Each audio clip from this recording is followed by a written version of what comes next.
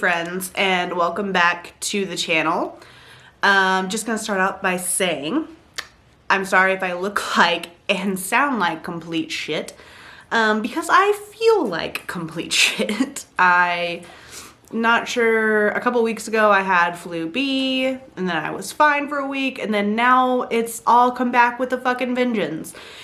It doesn't feel like the same way it felt. I don't have body aches all over, and I'm not feeling like I'm dying, but I am so congested and nothing that I take touches it. So I'm sorry you have to hear me sounding so bad, but I wanted to kind of do a year-end wrap-up to let y'all know what my reading has been like this whole year, since I haven't been keeping up very well with my channel, and since Goodreads has lovely put everything together for me, I'm just gonna like read it off, and then we'll go over a few of my top books and a few of my worst books of the year.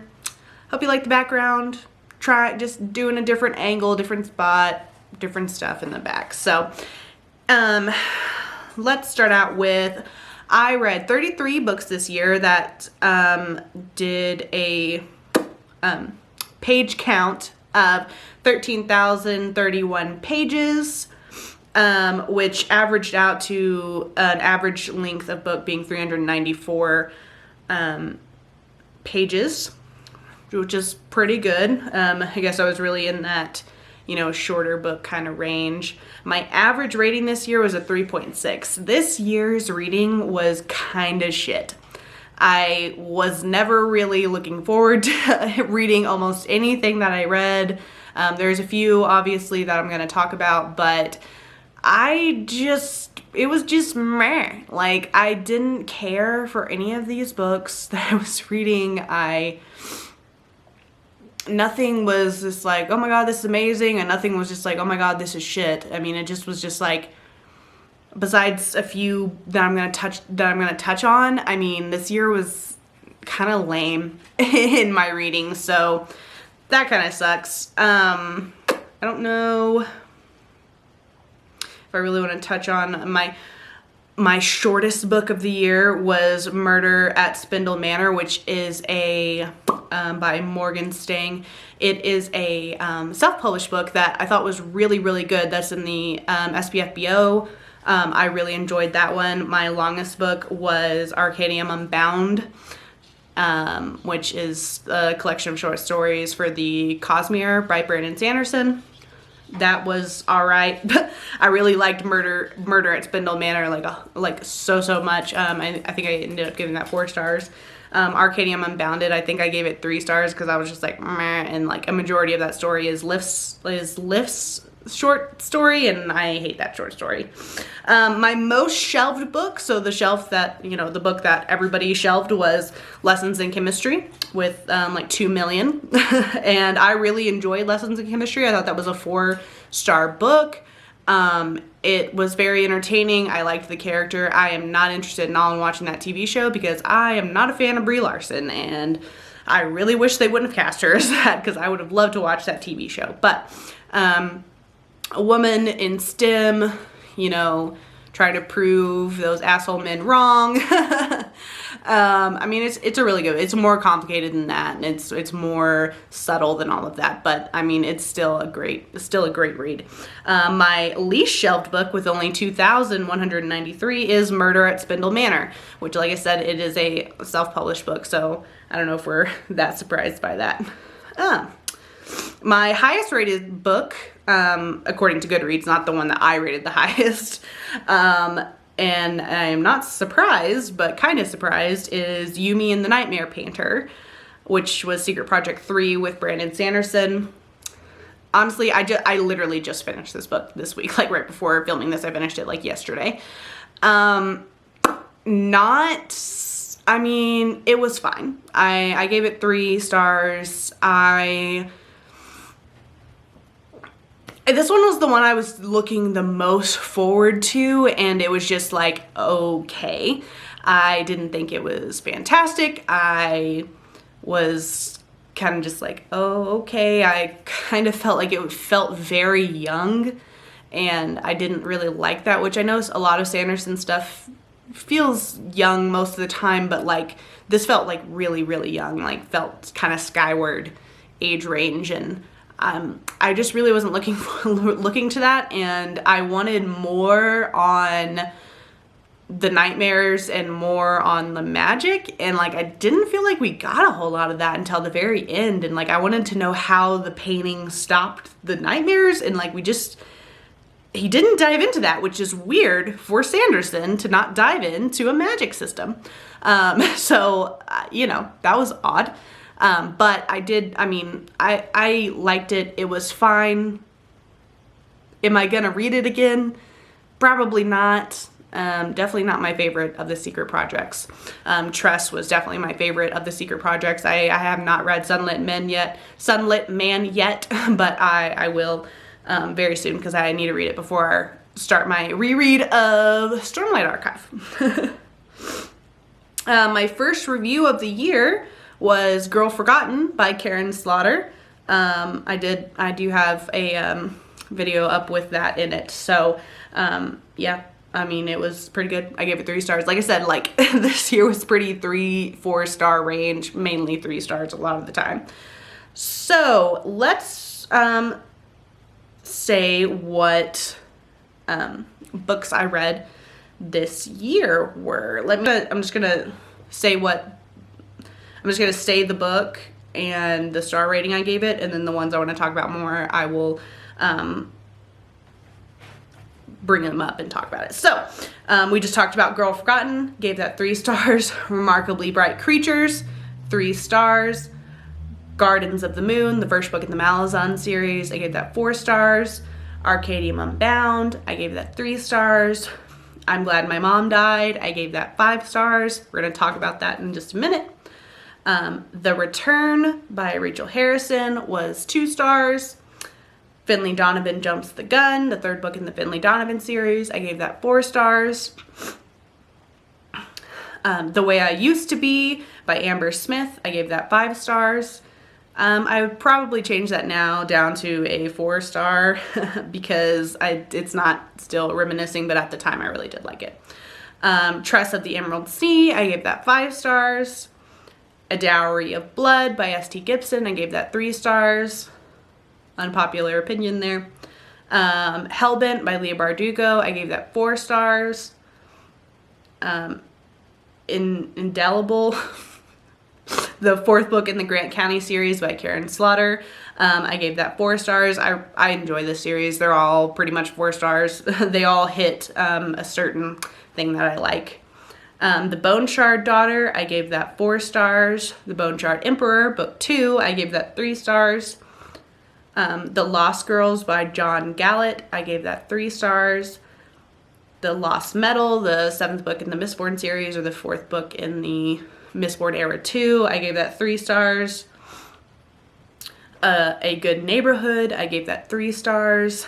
The Fragile Wizard's Handbook for Surviving Medieval England, I need to give that 2 stars. I really did not like that book. Lessons in Chemistry, I gave 4 stars. The Battle Drum, 4 stars. I highly suggest that series, by the way. The Ending Fire trilogy, and the last book comes out in August, so I'm pretty excited about that. Fairy Tale by Stephen King, 2 stars. Leadership Strategy and Tactics Field Manual by Jocko Willink, I gave that 5 stars. I mean, it was good. Ask for Andrea, I gave that 2 stars. The Maid's Diary, I gave that 4 stars. The Unhoneymooners, I gave that 4 stars. A Man Called Ove, I gave that 3. Faithless, 4 stars. Brother by Anine Alborn, I gave that 3 stars. Mayfly by C.J. Lead, I gave that 4 stars. Murder at Spindle Manor, I gave that 4 stars. The Honeymoon Crashers, which is like the 1.5 book after the Honeymooners, I gave that 4 stars. Murder in the Family by Kara Hunter, I gave that 4 stars. And Yumi and the Nightmare Painter, I gave 3 stars. So that is all 33 books that I read this year. and then I just wanted to talk about some of my least favorites and favorites that like stick out to me. So the first least favorite that I want to talk about a little bit more was Fairy Tale by Stephen King. This book, honestly, like, I do really like Stephen King, and I'm trying to read a lot more of his backlist because he has so many books, obviously, but I did not enjoy when we finally went to the fairy tale world about halfway through this book. I liked it more when we were in the real world and dealing with those problems. And wait, no, was it the other way around? It's been a minute since I've read this, and like being sick, I don't have the greatest memory, but like no, I liked it more when we were in the fairy tale world than when we were, sorry, my brain, woo, okay, Fairy Tale by Stephen King. I didn't like it when we, it took a long time for this book to get started. I liked it more when we were in the fairy tale world, when things started finally going that direction, but before that, I mean, it was good. Like, Stephen King's obviously a fantastic author. I really enjoy all of his books, but it was a lot of boredom for a long time, and it's too long of a book, which is my problem with a lot of Stephen King's books, especially a lot of his recent books, is like, I'm like, these are too long, and you, Stephen, need to let people edit you, because having these books be this long is not conducive to good writing, and that is really unfortunate. Not into good storytelling. Not that he's not a good writer, into good storytelling. So yeah, I did have a problem with that. But then the next one I want to talk about is actually a series. This is The Bone Shard War, because it's the only one I could find. And actually, this is the one I didn't read. But this is, the Bone Shard Daughter, Bone Shard Emperor that I talked about earlier. I'm really disappointed that I didn't like this series. And when I heard, like I said earlier, I gave the first book 4 stars. I gave the second book 3 stars, and I was really not looking forward to reading this. And then all I kept hearing about this one in particular is how bad it dropped the ball. And I was like, I'm not going to suffer through this fucking tome of a book for a series that I'm really not that interested in. I found some things about this series to be compelling, but for the most part, I was pretty disappointed by it not executing everything the way I wanted it to, is the best way to say that, I think. I don't know. I liked the magic. I liked some of the characters, but it just wasn't all coming together enough for me to like it enough. So I had to just stop this series, and I was so disappointed and so sad that I had to stop this series, because it seems like something I would like, but I just could not get into it, and it was just meh. So it's just like this fucking year of reading, just meh. And probably my most disliked book this year is the Frugal Wizard's Handbook for Surviving Medieval England. Oh my god, this book is fucking drag. Like, he's trying so hard to do Hitchhiker's Guide to the Galaxy, which is one of my all-time favorite books, and this comes nowhere close to even sniffing that. The humor is just not there. The main character is lame. I like the world that is happening in here. I think that is cool. I think the side characters were really good, but this main character is fucking boring. This plot was just boring. And this is definitely not his best work. I barely remember what this was even like totally about, but I just am not happy with this. I will never reread this again. I'm not gonna like give it up because, it's obviously the Secret Project book and it goes along with all the other ones, so I'm not gonna give it up. And obviously I have like almost all of Sanderson's books. But yeah. If you didn't do the secret project thing and you're thinking about picking this up, just don't do it. It's not good. Just read Hitchhiker's Guide to the Galaxy. That's all I gotta say about that. All right, so some of my favorites, or like kind of surprises. So the first one is The Unhoneymooners by Christina Lauren. So I've actually never read a romance before reading this, and I really, really liked this a lot. I didn't think that they did the characters in the wrong way. Every choice that was made, that the characters made sense when they had like their third act breakup or whatever that's called. Like it made sense why they were upset.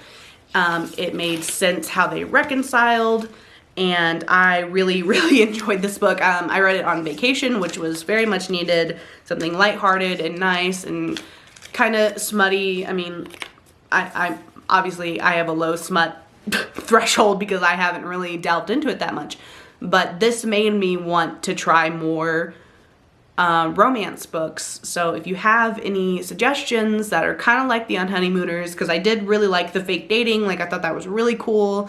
I really liked that trope. So I mean, if you have any suggestions for that, please let me know, because I want to read more like The Unhoneymooners. The next book I want to talk about is Mayfly by C.J. Leede. This book is wild.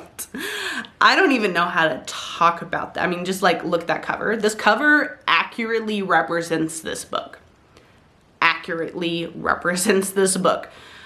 Not in like a scary way. Like it's supposed to be horror, I think. Yeah, it's by Tor Nightfire, but it's not, I don't think it's horror, but I have a very high horror threshold. So, this book is fucking wild. I loved this so much. So you're following a woman who works as a Disney princess. She works as Anna at Disney, but it's not even like about that. I don't even know how to describe what this is about, to be quite fucking honest with you. She's a murderer.